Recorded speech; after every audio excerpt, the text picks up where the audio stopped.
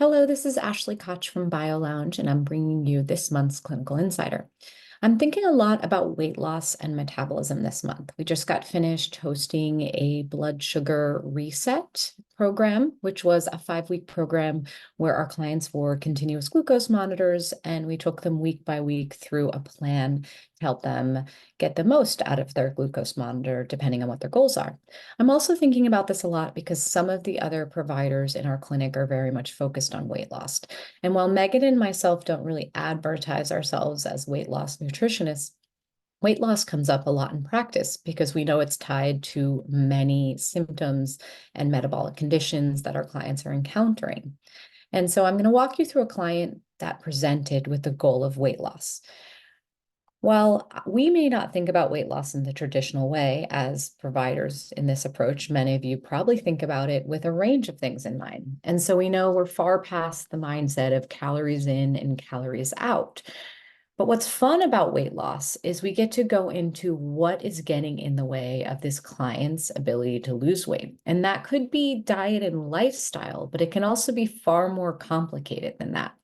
So when someone presents and they tell me that their goal is weight loss, I start going through a list in my head as I'm going through that intake process and really thinking about all the ways that they could be challenged from a weight loss perspective. So I might start with some of the basic things like glucose metabolism, and I'm thinking about glucose and insulin and labs I might run to give me a picture of what's going on with glucose metabolism. And I might be thinking about other things like inflammation and thinking about other markers of inflammation I can pull in lab results. Because if we know that inflammation is going to impact insulin resistance and it's going to impact the body's ability to use glucose properly. I also start to think about what's in the diet. Some of my favorite tools to think about is what is the balance between this client's slow carbohydrates that take longer to burn, that are not going to spike glucose, and fast carbohydrates, things like bread, pasta, sugar, things that are going to spike their glucose and lead to weight gain. I'm also going to be thinking about fiber. So as they're describing their diet to me or as I review their 3-day food journal, I want to understand how fiber fits into this plan because I know we're going to get sustained weight loss if we build a lifestyle based on getting enough fiber. And for me, that often means balancing soluble and insoluble fiber. I want to have a great balance of both. But then if I'm thinking about my investigation, why is this person in front of me? So many of our clients come and say, I've been trying everything for weight loss. I've worked with people. I've done all the diets. They've tried a lot of really positive things, but they haven't achieved weight loss.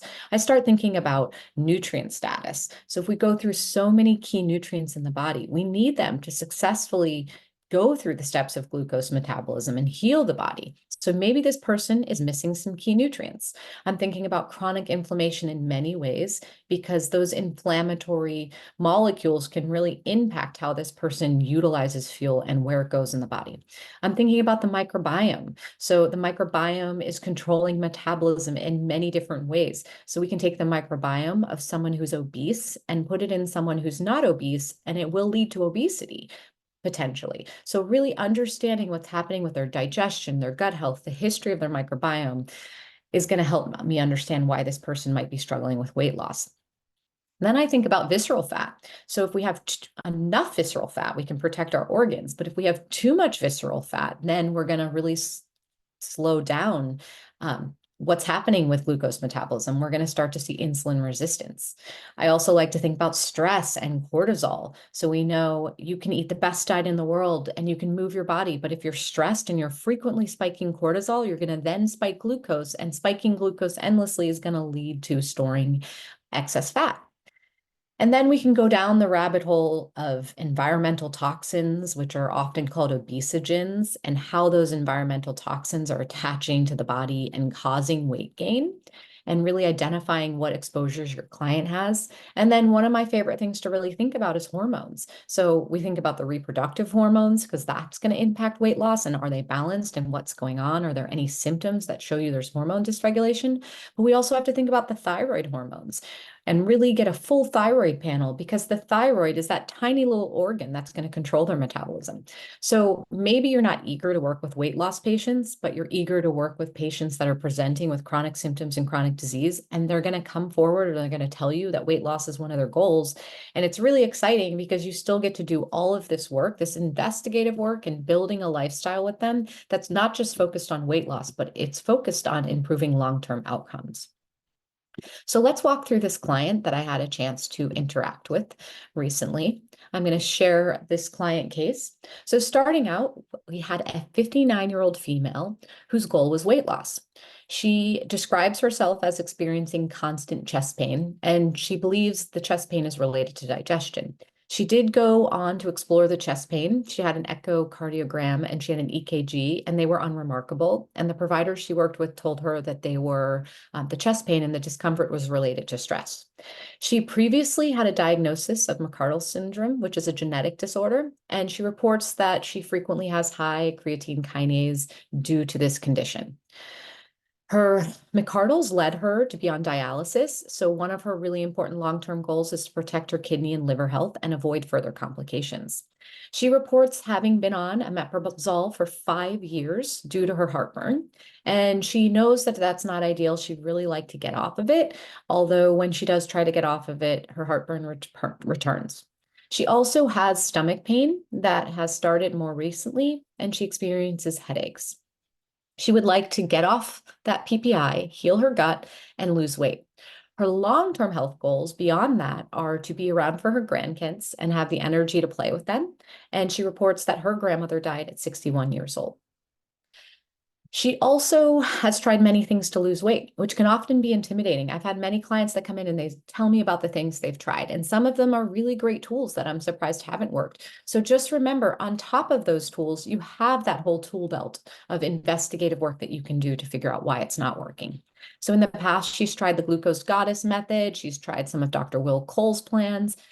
She's very conscious of managing her carbohydrates, because that's how she has successfully kept her McArdle's disease in control in the past. And she had a lot of knowledge around food and nutrition. She had been recently wearing a continuous glucose monitor, and in spite of all these efforts over the last year, she hasn't really lost weight. She previously had a very high stress job, which she had quit and been out of for a period of time, although she has a lot of stress because she's a caregiver to elders in her family, some of whom live with her. And so she has a lot of stress taking care of other people, and she has a history of high blood pressure. She enjoys cooking. She tends to buy organic food, and she reports previously that she knows she has felt good in the past when she focuses on protein and vegetables. She's a very active person. She goes to the gym 4 to 5 times a week, and she utilizes the steam and sauna regularly for relaxation after doing her workouts. You can get a picture of her diet here, and the things she reports enjoying and taking in on a regular basis. So you can see there's some healthy foods. She loves vegetables. There's some positive things going on, but some other things that might be contributing to inflammation. So as I went through, the first thing I recommended is in the first month is that we explore some testing. So we ordered vibrant food testing. We ordered 7 Zoomers. We ordered wheat, corn, gluten, egg, dairy, soy. We also ordered the lectins and aquaporins and tree nuts. And then we ordered the 200 additional commonly eaten foods, looking for food sensitivities. And we also ordered a Para Wellness stool test. And so I will see her about a month later after that and get those results. So when she left in that first month, I sent her out with her tests to have her blood draw done and collect her stool. I sent her out with fluoroscopy fiber, daily fix, to start some soluble fiber, because I noted her diet did not have a lot of soluble fiber. And I'm always thinking about the microbiome and what I'm going to do right off out of the gate to really help someone. I switched her vitamin D. She was on a vitamin D without K2, so I switched her to a high quality vitamin D. I switched her existing vitamin C to something more high quality.